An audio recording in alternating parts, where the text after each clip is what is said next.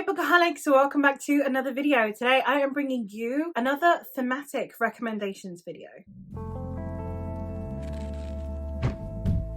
It has been a hot minute since I have done one of these where I'm going to recommend some books based on some of their themes or the way that something is executed within the story. So getting into these, I decided that I would be doing today's theme as communication. So therefore it be through language, through their interactions with the world around them. What better way to recommend communication than through books? I think that is quite amusing. But let's get into the books themselves. I'm going to start out with a quite obvious one because obviously fantasy has a tendency to discuss the way that language is used and to create languages and to use those to their advantage when it comes to the narrative. Someone who definitely does that in a very prevalent way is, of course, George R. R. Martin himself, author of A Song of Ice and Fire. In this series, starting with Game of Thrones, we have several scenes in which characters underestimating someone else's linguistic abilities actually ends up working against them. We have people who have to learn other languages as well, which is something that I really appreciated in this story, is that we do see the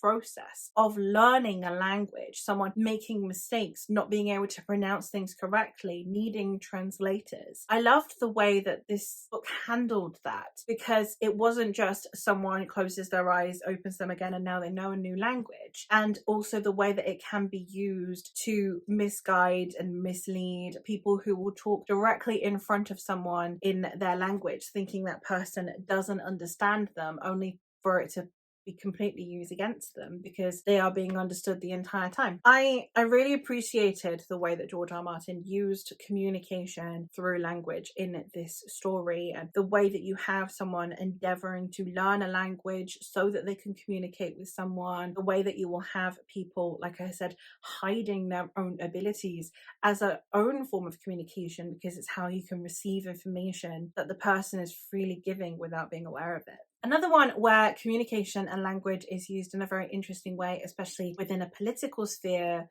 is the Teixicalaan series by R.K.D. Martin. I have done a review for this series, and one of the most prevalent things in it for me is communication, because it is not just down to the way that people, like the words that people are saying, it's the intent behind what they are saying. You have diplomacy at play, which means that people will be making agreements to things they completely disagree with. They will be making statements that will be there solely to gain them allyship. You will have people saying things and you don't know if they are telling the truth or not, if there is an agenda behind it. You will have people who will be saying the truth but with an edge to it. There are so many different forms of communication just through the oral side, but in this story we also have discussions around things like the way that one holds oneself. Are you holding yourself in a submissive stance, and is that deliberate? Are you holding yourself with an aura of confidence, and is that legitimate? Over gesticulating to try and distract from what you are saying. There are so many tiny intricacies going on here. And then in the next one, we also have the use of miscommunication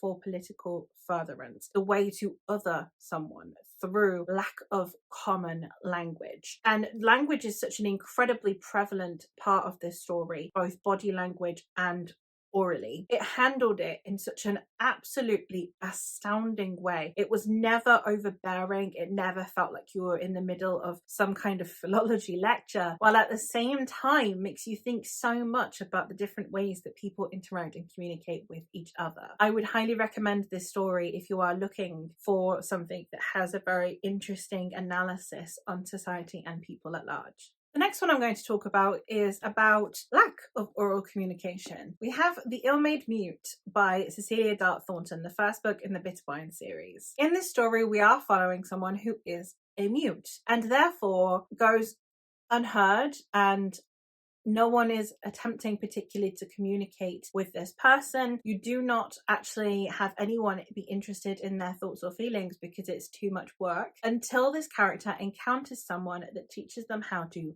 hand speak, i.e. sign language, and therefore it's someone who is not only expressing an interest in someone else's thoughts enough to teach them an entire language, and also the reverence that it has for sign language as an actual language is also super important. But it just shows that people who are interested in hearing you will hear you. And I really loved the way that this story went about depicting what communication can look like between people who cannot speak to each other orally. It was just done in a way that I really liked, that it put so much emphasis on the importance of taking the time to listen to someone, in this case without them saying any words at all. Another one that employs the use of sign language for language and its actual benefits is we have Into the Drowning Deep by Myra Grant. This is a story that follows people on an expedition to go seek out mermaids, and therefore we have mermaids who are clearly able to communicate with each other. You can hear them communicating with each other in a way that humans can't. Enter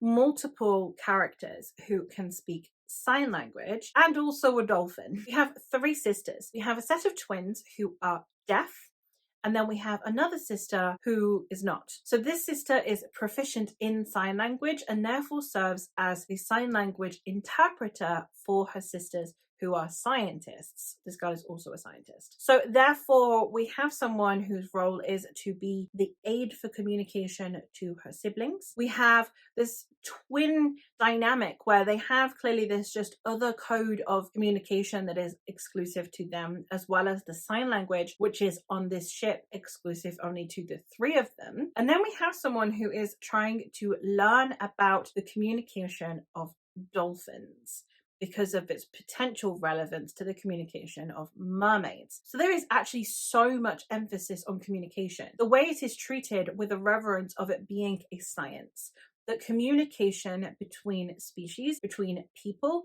and different forms of communication are a science and are hugely important and core to our species and other species as well. I really, really appreciated that in this book. The discussions around the importance of speaking sign language, of knowing other languages, and understanding that communication is not always just words, I really, really loved. So it was a fantastic story. When it comes to discussing communication, amongst many other things, is one of my absolute favorites. So I'm going to leave you with that one there, because everyone should be reading this if you can handle the content warnings. And the last one that I have is more of like a sentimental communication. I will explain when I get to it. But I have The Steel Remains by Richard Morgan. This is a science fantasy in the sense that we do have a very fantastical setting, except that we had been visited by potentially aliens, and they had technology and then they left, and then we now no longer know how to use this technology. And we have someone who is part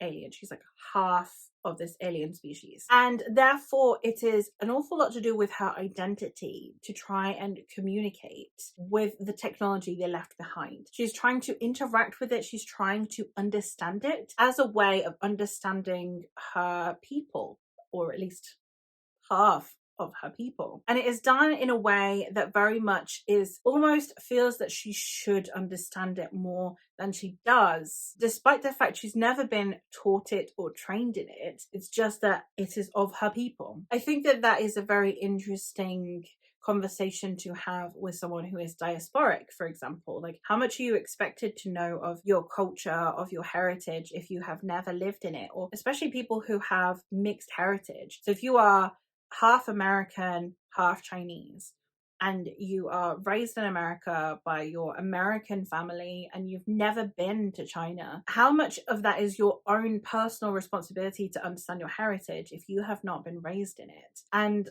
I think that the form of trying to interact with her people who abandoned her, who she has no access to through this technology, is absolutely fascinating. So those are some of the books that tackle different forms of communication that I've come across and have definitely stood out to me for those qualities. Let me know if you've read any of these and your thoughts on them, and or other books that you think handle communication in a really interesting way. That is all from me for today. So thank you ever so much for watching, and I will hopefully catch you in another one soon. Bye!